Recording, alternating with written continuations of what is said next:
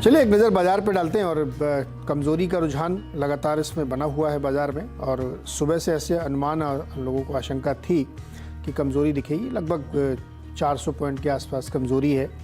Nifty 100 point नीचे है, लेकिन 18,000 को बचाने की लगातार कोशिश कर रहा है। बैंक निफ्टी भी 2.25 है और वो 42,550 के आसपास ट्रेड कर रहा है। और ब्रॉडर मार्केट में अगर आप देखें तो मिड कैप में ज़्यादा गिरावट है, 300 पॉइंट के आसपास की कमज़ोरी लगभग 1% की है, तो वहाँ से दबाव। सेक्टोरली थोड़ा सा देखते हैं कहाँ वहाँ पे ज़्यादा मुश्किलात आती हुई दिख रही हैं। निफ्टी के ज़्यादातर शेयर मतलब 50 में से 45 लाल निशान के साथ कामकाज कर रहे हैं। निफ्टी 500 में भी 500 में से 400 से ज़्यादा शेयर्स में कमज़ोरी है, तो ये एक दिक्कत है। सेक्टोरली निफ्टी ऑटो इंडेक्स पूरी तरीके से लाल है, उसमें ज़्यादातर कमज़ोरी यहाँ पे देखने को मिल रही है। एनर्जी इंडेक्स में भी वीकनेस है और आईटी इंडेक्स पूरी तरीके से लाल है, 10 आउट ऑफ 10 इन रेड। ये एक दिक्कत की बात हो सकती है। निफ्टी कि जो रियल एस्टेट इंडेक्स है उसमें कुछ शेयरों में तो हल्की सी हरियाली है, लेकिन ज़्यादातर में रेड है। एमएनसी, मेटल, मीडिया, ये तमाम स्टॉक्स और सेक्टर्स है जहाँ पे वीकनेस देखने को मिल रही है। गेनर के तौर पर अगर आप देखेंगे तो जो टॉप गेनर्स उसमें से 2 फार्मा के हैं, डॉक्टर रेड्डीज़ और सन फार्मा। और इसके अलावा ओएनजीसी में भी थोड़ी सी मतलब बहुत ही हल्की सी कमज़ोरी कह सकते हैं आप, ग्रीनरी है, किसी तरीके से अपने को संभालने की कोशिश कर रहा है। लेकिन Tata Motors, Tata consumer, Grasim, UltraTech, HDFC, ये सब वो स्टॉक्स हैं जहाँ पे 1% से 1.5% तक की कमज़ोरी देखने को मिल रही है। तो बाज़ार की ब्रॉडर पिक्चर ये है कि वीकनेस है, ऊपरी स्तरों पर दबाव है, जैसे ऊपर जाने की कोशिश करता है तो प्रेशर बन जाता है। ऐसे में एक व्यू लेते हैं मार्केट पे क्या हो सकता है आगे। सर्वेंद्र श्रीवास्तव हमारे साथ हैं। तो सर्वेंद्र, स्वागत है आपका। और प्रेशर बना हुआ है मार्केट पे ऊपरी लेवल्स पे, क्या लगता है निफ्टी का क्या रुख होगा? जी बहुत बहुत नमस्कार नीरज जी।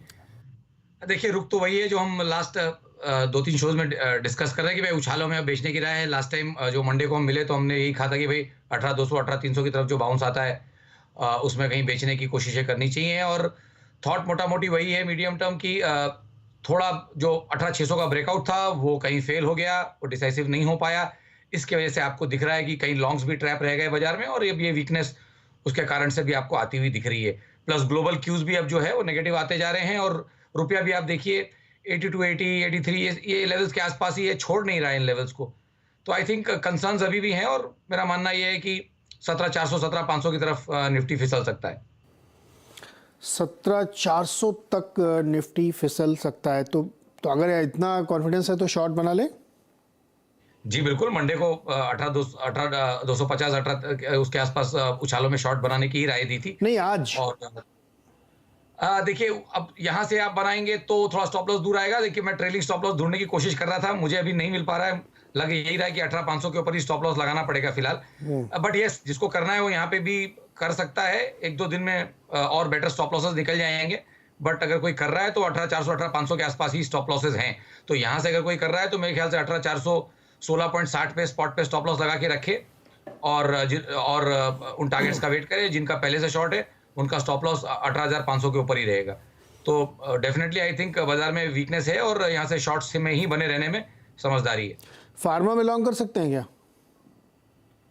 देखिए Nifty pharma no doubt, I think Nifty pharma और निफ्टी आईटी दोनों मुझे ऐसे लगते हैं कि भाई दोनों इंडाइसेस में जो करेक्शंस थे वो कहीं काफी the majority of the damage is in. तो आपका 70-80-90% जो डैमेज है वो तो ऑलरेडी प्राइस में आ चुका है। तो फार्मा इंडेक्स को अगर मैं देखूं तो मुझे लगता है कि 12,000 12,200 के आसपास अच्छे सपोर्ट्स हैं। अभी 12,600 के आसपास चल रहा है। तो डेफिनेटली धीमे धीमे फार्मर्स में पोजीशन बनेंगी और बनानी चाहिए। बट जब तक हम निफ्टी में एक शॉर्ट टर्म या मीडियम टर्म बॉटम कॉल नहीं कर लें तब तक नया निवेश करने की राय नहीं।